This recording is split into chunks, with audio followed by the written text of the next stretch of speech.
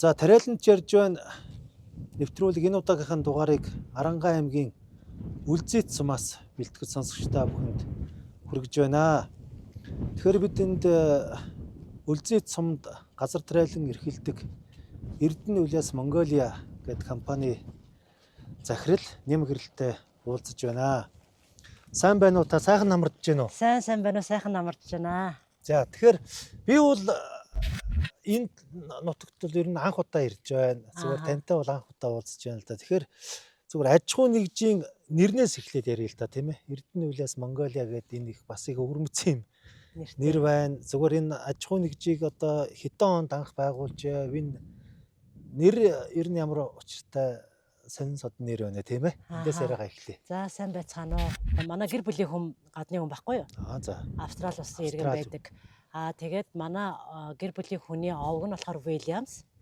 Манай аавыг бол Иргэдэнд аваг гэдэг байсан. Тэгээ манай аав бас 1978 оноос хойш Төв аймгийн Аргалан сумд нөхөрлийн сангийн аж ахуйд ерөнхий инженер гэдэг мессен дээр ажилладаг байсан. Тэгээ бит хоёр гэр бүл болоод нөхөртөөгөө би гэр бүл болоод бит хоёрын компаниг үүсгэн байгуулад гэр бүлийн компани үүсгэн байгуулад хоёулаа ингээ овгнууд оруулсан.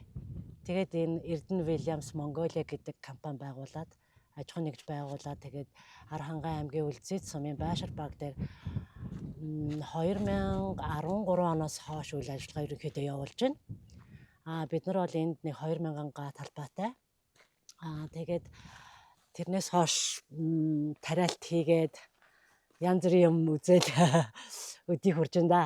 За. Тэгэхээр өнөөдөр бол ер нь яг Монголын газар тариалангийн салбарт бол яг тань шиг ингээд тариад явж байгаа эмэгтэй тариаланч гэдэг бол ер нь бараг л гарын 5% 10% багтахаар маш цөөхөн байгаа.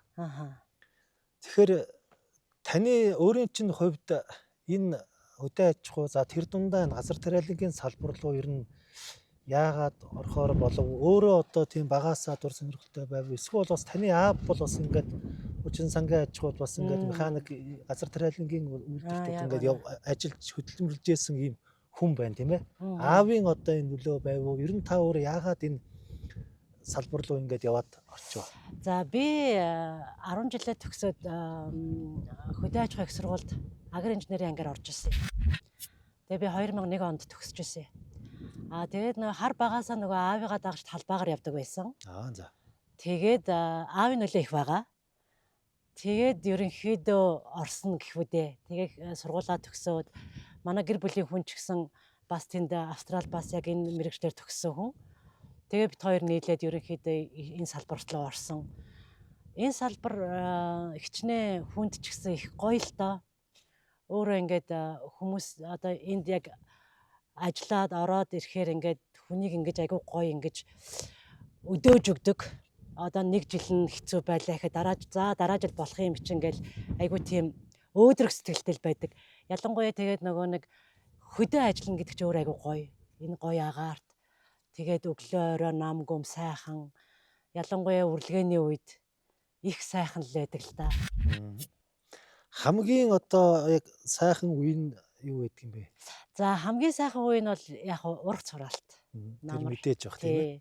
Намар тэр сайхан тарианууд ингээл станаар салхинд нөгөө тариан төрөө ингээл шуугдаг штэ.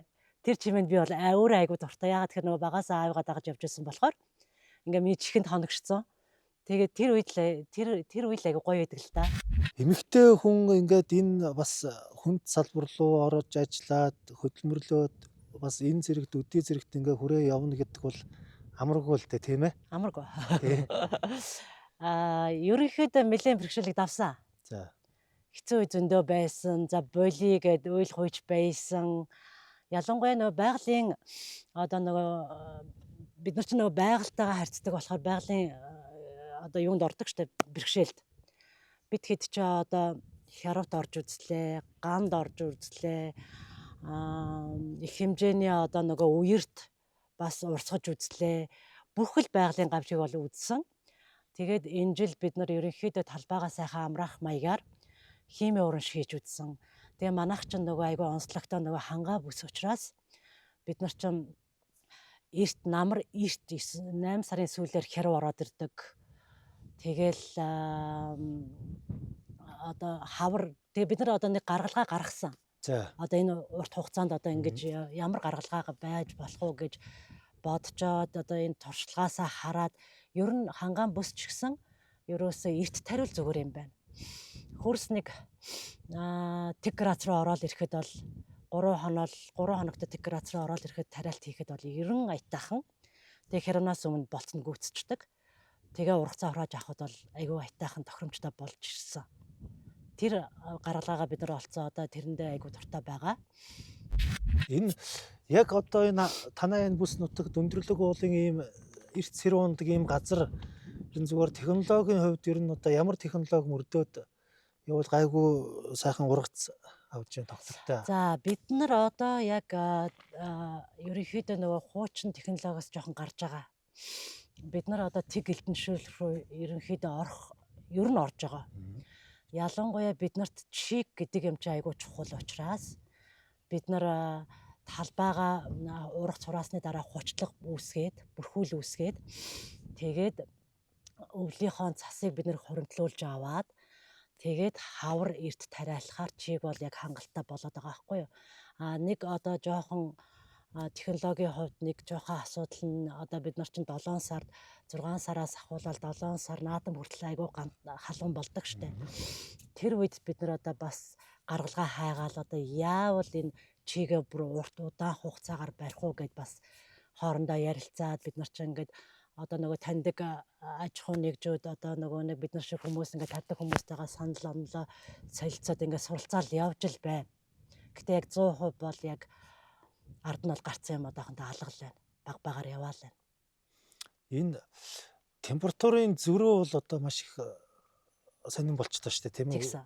Ялангуяа одоо хангаан бүсд бол энэ өдөр нь маш их одоо өндөр градустай халж байгаа. За шөнө нь бол маш их үтэн хондог болсон байна. За бараг л одоо хайрвал хасах 1 градус руу ингэ орж явах юм ороод ирж штэ. Тэгэхээр энэ нэг юм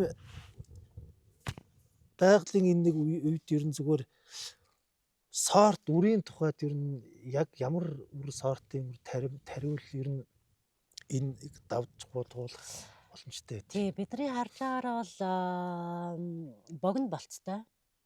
Тийм үрийн сорт тариул айгүй тохиромжтой юм болов уу гэж бодож байна. Ер нь тарьж байгаа бид нар эхний жилдээ бид нар жоохон дундын болцтойг тарьж үзсэн. Тэгэхэд бол яг бид нар хяравт орж ирсэн байхгүй юу. Тэгээд манай энэ хангаан бүст бас малын тижэл тариул арай илүү. Яагаад гэхээр манай хөршүүд маань өөрсдөө айгүйх малтай, борлуулалт хийхэд ч гэсэн айгүй амар. Тэгэхээр танай энэ өтрөн талбай бол бас их сонио өрмөц шийдэлтэй юм ба штэ тийм ээ. Тий, яг бид нар нөгөө нэг тухайн үедээ хямдханаар өөрсдийнхөө боломжоор бол санхүүгийнхаа боломжинд тааруулаад өтрөмөө байгуулсан. Тэгээд бид нар ерөнхийдөө бүх юма контейнераар шийдсэн. Тэгээд бид нар контейнертаа юу яадаг агуулга хийчдэг. Бид нар будаага контейнертаа хадгална. Будаага бид нар одоо хэрвээ нөгөө жоохон чигтэй хураалтын үед чигтэй улаан будаа гарч ирвэл будаага улаан контейнертаа хийж хатаадаг бас технологи оруулж ирсэн. Ер нь их амжилттай тэр маань. Их аятайхан болж байгаа.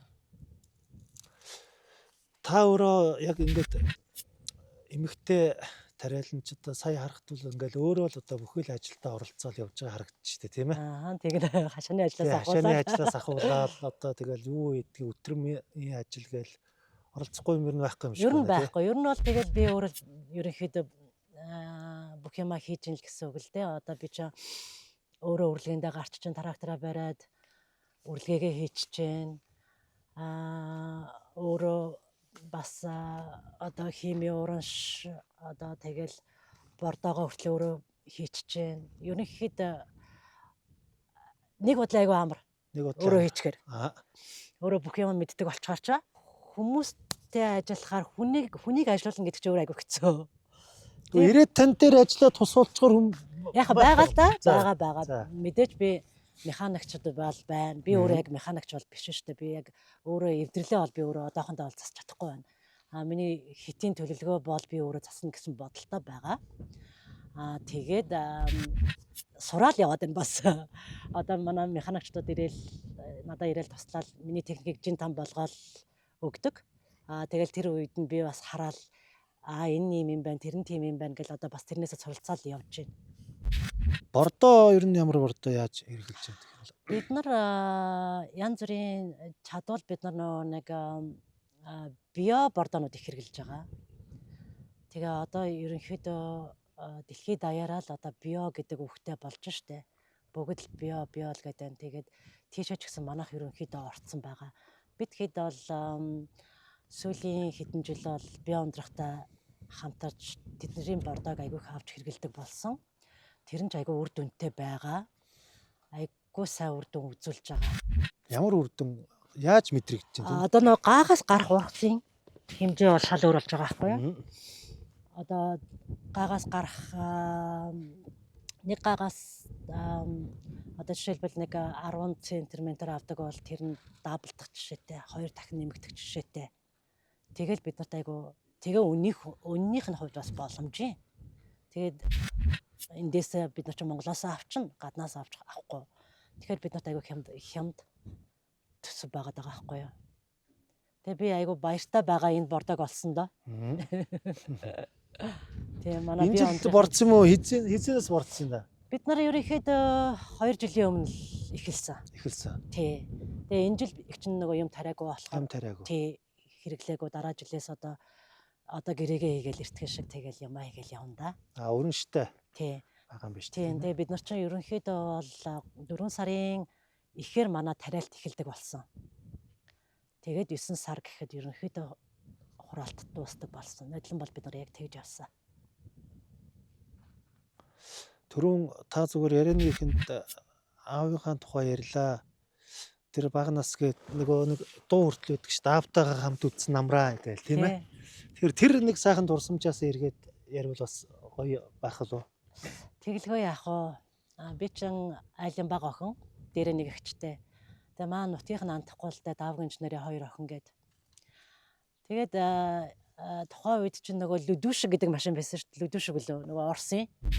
Тэгэл тэр машин суугаад бид нар чинь аавыгаа дагаад талбай тойрол явдаг. Яг хураалтын үед бол явхад бол талбай дээр очиод тэр нэг сайхан нөгөө нэг цай байдаг шүү дээ. Нэг хар цай одоо нэг бор цай гэдэг. Тэр цайны үнэр баригадын цай. Баригадын цай яг үнэ. Тэр мөр бол их ойр дотн айгу гой санагддаг. Одоо тэгээд тийм цайг би бас энд айгу их уухыг хүсдэг. Тэгээд ерөнхийдөө бол аавтайгаа явдаг тэр үед бол айгүй гоё л байсан л та. Тэгээ одоо манай намайг ерөнхийдөө нэг 17-8 тайхад өнгөрсөн. Тэгээд ээж маань бас тэрний дараах нь бас өнгөрсөн. Тэгэл одоо ингээл нөгөө нэг зөв явал зөөлөн зам болон гэдэг шиг ингээл ямар ч л байсан аавынхаа ажлыг хийгээл явж байна да. Яг энэ ажил мэргэжил рүү ороод энэ салбар руу ингээд ороод зүтгээд явахаар ер нь болж гин үү? Болж байна. Болж гин үү? Болж байна. Эхлээд би өөртөө итгэхгүй байсан. Би чадах болоо, яах болоо. Би чинь бас одоо нөгөө эмэгтэй хүн чинь бас нэг амархан бууж өгдөг. Тэгээ тийм үе айгүйх байсан. Тэгээ маа нөхөр айгүй манай гэр бүлийн хүн айгүйх намайг зоригжуулдаг.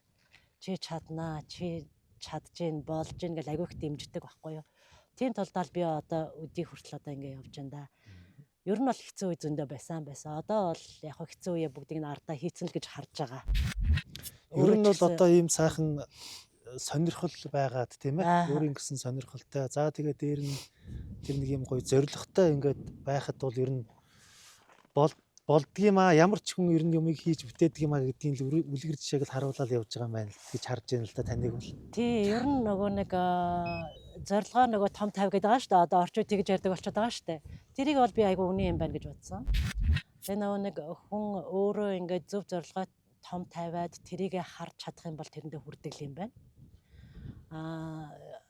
Би одоо бас энэ том аж ахуйн нэгжийг би авч явж чадах болов гэж айгүй их л боддог байсан. Гэхдээ ямар ч байсан болдог юм байна. Гэхдээ надад тусалдаг хүмүүс айгүй их байгаа.